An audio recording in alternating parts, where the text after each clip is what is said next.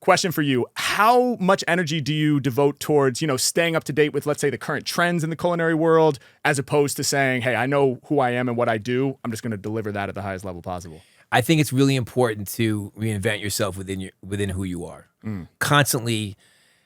This is going to sound funny. I think Madonna's done it better than anybody over her career. Yeah. I mean, I remember dancing next to her at Danceteria downtown in New York City. I mean, wow. She was Madonna. Everybody knew who she was. Yeah. But she wasn't Madonna yet. Right. I mean, she just had this energy. And she basically has reinvented herself decade after decade after decade after decade. And she's stayed relevant no matter what.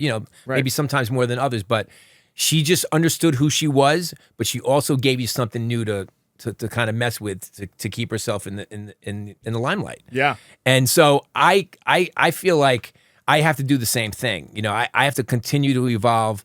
When I came on the scene in a really heavy way, I was 25 years old. I had this restaurant called Mesa Grill. It was open for like 25 or 26 years in New York City. And, having a restaurant for that long in New York City is a very tough thing to do. Yeah. But, as time went on, I started getting interested in other things. And like I was saying before, like Italy has really won my heart over in so many ways. Not just the food. I love the culture. I love the people. I always say this to people. I'm like, only in Italy can somebody like sit down and drink an espresso for 3 hours. I mean, and in our country, we're like running, trying to like make the next dollar. Like we don't ever stop. Right. But when I go to that place, my entire body just relaxes. Yes. Because it's just the culture won't allow you to run that fast. Right. And it's so wonderful. So of course I've been really into the food, of course, and I've done an extensive amount of research and obviously in eating and cooking there. And I opened my first Italian restaurant about 3 years ago at Caesar's Palace called Amalfi.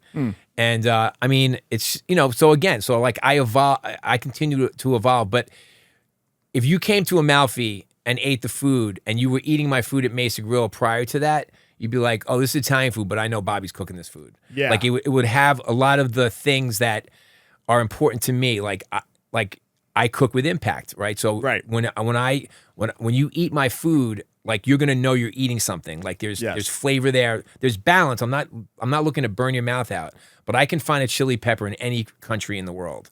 And so I was using all these chilies from the southwest of the United States and of course Mexico when I was cooking at Mesa Grill. But then when I went to the Italy idiom, like I was using Calabrian chilies to flavor things, and so people know that they're going to still get impact even though it's Italian. Yeah, I love that. Your voice still resonates through.